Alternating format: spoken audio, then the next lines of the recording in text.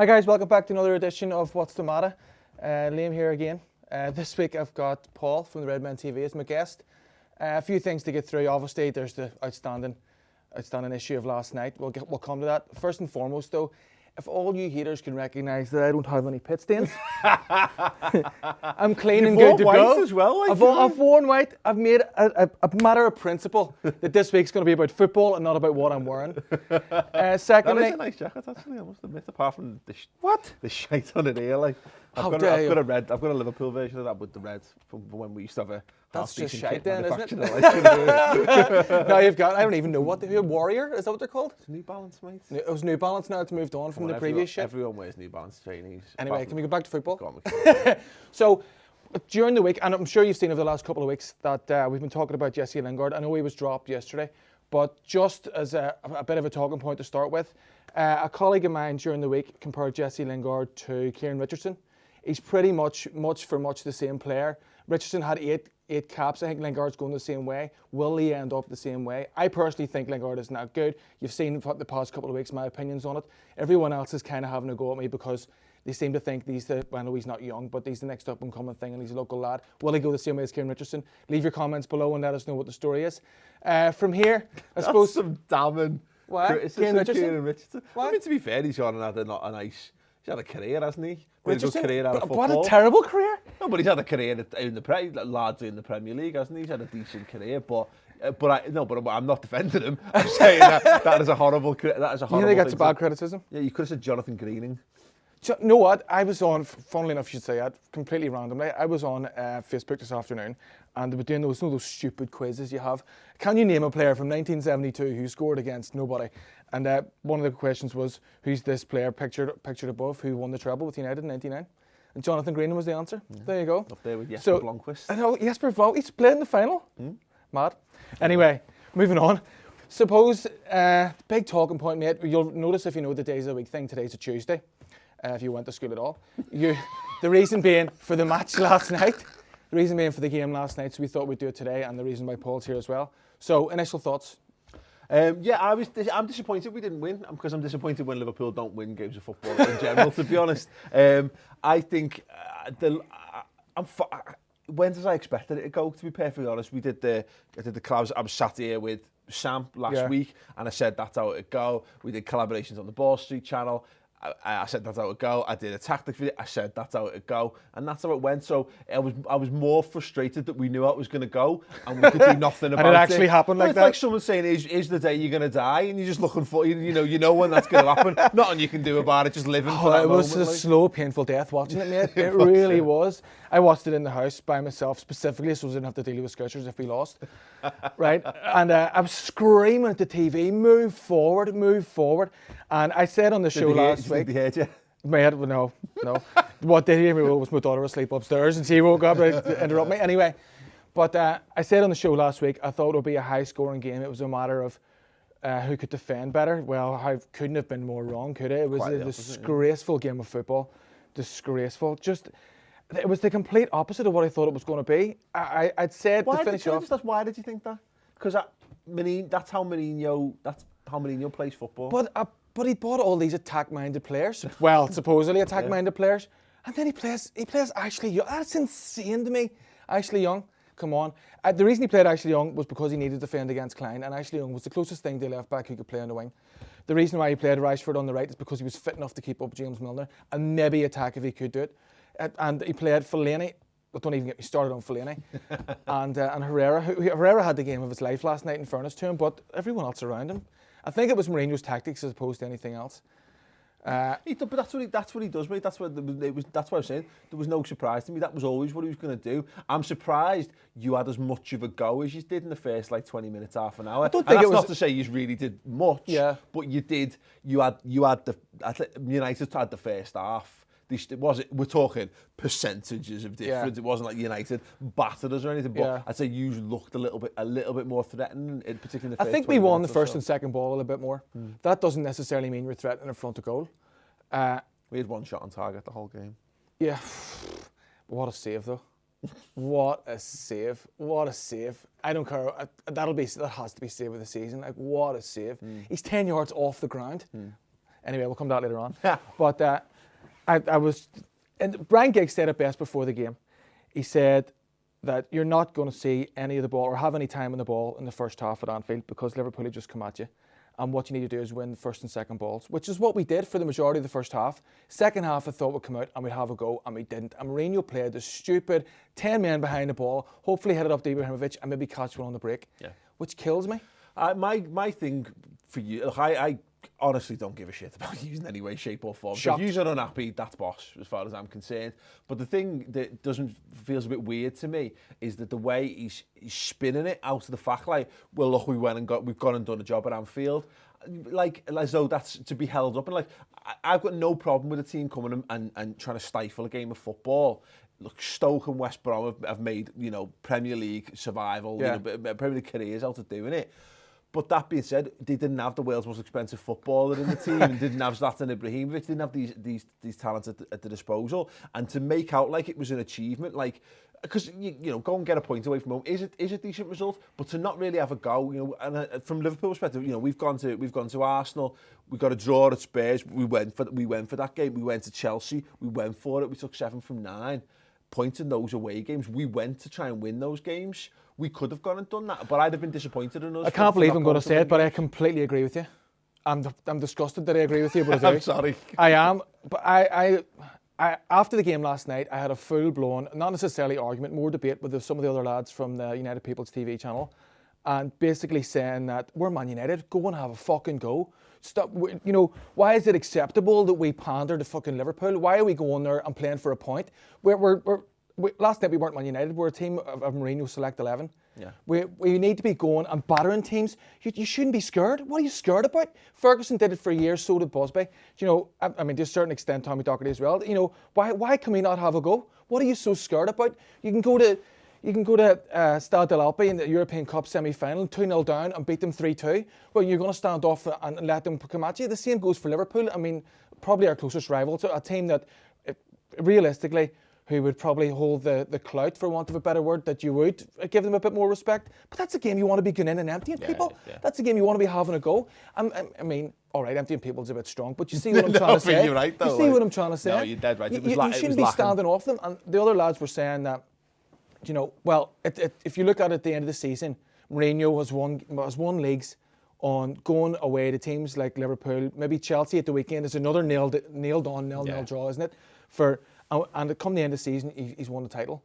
I'm like, is that what we want to be? We're fucking Man United. Go and have a go. What's the legacy? If this is the thing though, this is the problem with being a football fan, is that inevitably we don't know how the season's going to pan out. Yeah. He has in his defence, and like, again, I don't know why I'm sat here saying this, but if it works, I know personally, like I love the brand of football we're playing, and I would happily just watch us play the way we play on the clock, and what happens will happen. But also, if you told me you'd have to dog out every game, win it by a single goal and draw a load along the way, but you win a title at the end, I'd probably go, you know what, fuck it. See, but the thing about it is, I don't mean it in any disrespect, but I'm kind of spoiled in that for the last 20 years we've won title after title. Yeah. Liverpool haven't. You'd rather win a title, wouldn't you? Regardless of what it is. Yeah. Maybe it's just me being a spoiled little dickhead, I don't know, but I don't care. Genuinely don't care. I don't want to see shit like that, playing 11 men behind the ball. You're fucking Man United, go and have a go. Yeah. It cut me down really to my core. I was seethingly angry after that game, really. It's fucking Liverpool. That's the game of the year you want to be going and throwing your weight around and at least have a go at them, stand off them and give them too much respect. But you have the players to make it a physical game, and I think in having Fellaini there, having Pogba and having Ibrahimovic and Bayern a good game as well, you were more physically powerful than us. So I don't know whether you needed to be brutal, but the game was lacking in that, that whatever that is, whatever that little touch thing is. Yeah. I mean, in my opinion, Ibrahimovic's header was a half chance. He was kind of moving he puts backwards. It back across goal. Yeah. I don't think he's actually gone for goal. I don't think he'd gone for goal either. Someone else should have been coming in there. Again, there's my point. No one wants to move forward. David De Gea, two of the most outstanding saves you'll see all year. That second one was just spectacular. Yeah. I felt it in my pants. Oh. After watching the replays of it afterwards. I was quite the opposite. Yeah. If it had gone in, that's the kind of reaction. And you could see on the sideline actually a panned Mourinho and Klopp, and even Klopp's clapping. Yeah. It's like, what a save. And you credit where credit's due. What a save. No, David De Gea is fantastic, isn't he? And it's frustrating because I thought we'd kind of, with the Europa League games last season, I thought we'd kind of crack the facade of, you go in against these goalkeepers and some that they carry a weight with them and you think, fuck, we're going to have to be perfect to beat this guy. And the goals we managed to score in the Europa League, I thought that might have made us feel a bit more confident about it. But, two of those saves. And on another day, I think Mourinho was a bit quick to dismiss the chances. Look, Phil Coutinho's one is from outside the box. What a shot! It's a great strike. Well, they go in or they don't go in. You know what I mean? You can't build a philosophy around sticking them in from 25, 30 But whenever your goalkeeper is the difference between winning and losing, exactly. Alarm bells are going off. I'm not saying. I'm not saying go and sack Mourinho. I'm not saying he's a terrible manager. Nothing like that. But I don't want to be playing a Mourinho Select 11. I want to be playing Man United. Yeah. And that's just my opinion. Again, let us know what you think. I'm probably going to get slated for this, but I don't give a fuck.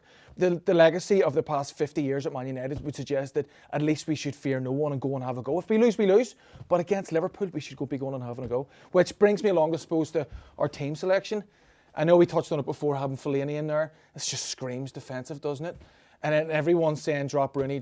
But I think that game last night was crying out for Rooney. Someone who had a bit more time on the ball to pick a pass, because it wasn't counter-attacking football. It was a bit more time, especially second half, a bit more time on the ball to pick a pass, but he didn't know when to pass to. Yeah, I don't know. It's one of those things. I know there's a case to be made for it, particularly with the run of games you've got coming up. Is you lose one of them, and then it's very easy to lose two of them. And if you start losing you lose a couple of these games. I think Mourinho's in a precarious position because he knows he's not got the backing of this fella here loads the time to touch it. Like this, Fergie never really liked him. You can see how miserable he looks in the in the stands. But justifiably so, watching shit football like that. And he knows that the fans can be on a knife edge. It was three defeats on the bounce, and all of a sudden, the discontent starts to creep in. So I get it. He's just, in some instances, you've kind of just got to go unbeaten for a bit and ride the storm to some extent. No, look. But what happens? What happens if he had a go and won last night? All of a sudden, he's the next best thing, right. And then the momentum carries you on to the Chelsea game. Well, that's what I fancy us to do. We'll do that. We'll have a go. And look, we were a bit shit first half in particular. We didn't get into the game. Don't think our team not having Lallana from the start hurt us. Missing Wijnaldum. We had a makeshift midfield. I know Hughes changed a lot of players as well, but it never got going for us. But as I say, I think Klopp will always gamble, and you could tell that again. It didn't work, but in the last 5 minutes of the game, bringing Moreno on, bringing Origi on, just going, fuck it, we'll get a bit more, we'll go a bit more attacking because we might lose this 1-0, but I bank on us to win it. I bank on us to win it 1-0 if something's gonna happen. What's your view on Daniel Sturridge? He was shit. It's now been a long progression of him being shit. He's not scored in the league this season. He scored in the League Cup. How come everyone's slating Rooney, saying Rooney's been so shit for so long, blah, blah, blah, shouldn't be playing, bench him. Some people are actually calling to sell him, which I think is ludicrous. But all of a sudden, where's all the negative attention for Sturridge? I know where you're going with this, and I think it's because everyone knows what Daniel Sturridge's best position is. And if you play him in a system to suit him and you play him centre forward and you get him to be a centre forward, he'll score 1 and 2. He's a 20-goal a season centre forward. Yeah. It looks that he's gotten over his injury problems. I'm saying this, he'll be injured by the time this video goes on, because that's the way it's been. But Wayne Rooney, no one knows what his best position is anymore, and the fact that he's being put elsewhere. There's a feeling with Daniel Sturridge, if you went and put him in a team that played to his strengths, that's a growing feeling. He'd be absolutely fine. Whereas with the job we asked him to do, he's too lightweight to be alone, to hold the ball up. He doesn't naturally work for the team as well as like a Firmino does. He's having to adapt his game, and that wasn't the game for Daniel Sturridge.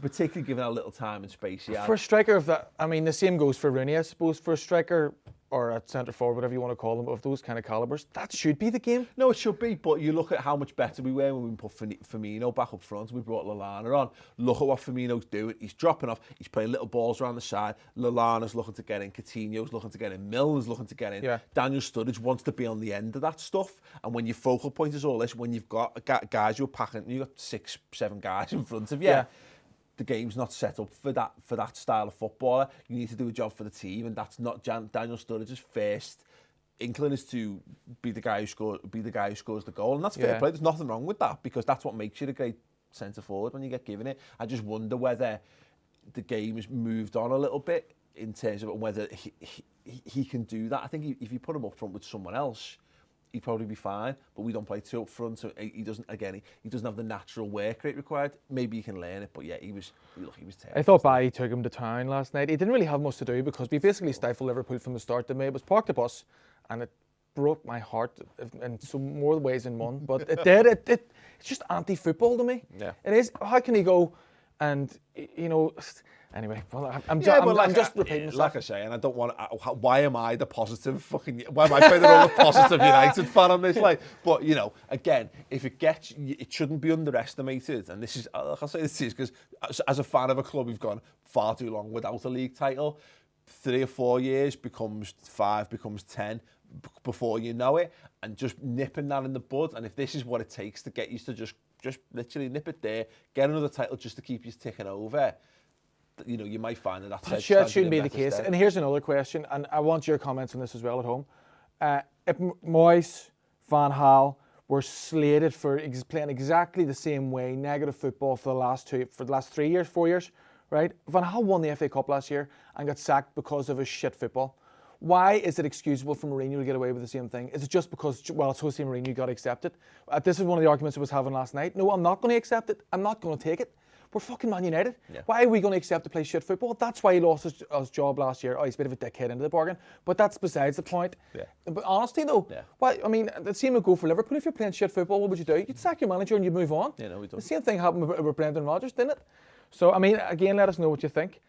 I think that's pretty much it. I'm so disgusted I don't really want to talk anymore, if I'm honest. If we had won, a bit of a different story. But yeah, let us know what you think. Obviously, comment in the box below. And don't forget to subscribe if you haven't done. Hopefully, it should be coming across the bottom of your screen right now. And tune in next week. We'll be back next Monday because there's no shit game on next Monday night. So we'll see you next Monday. And I won't be here. And Paul won't be here, even better. See you later. Thanks very much, guys. All the best.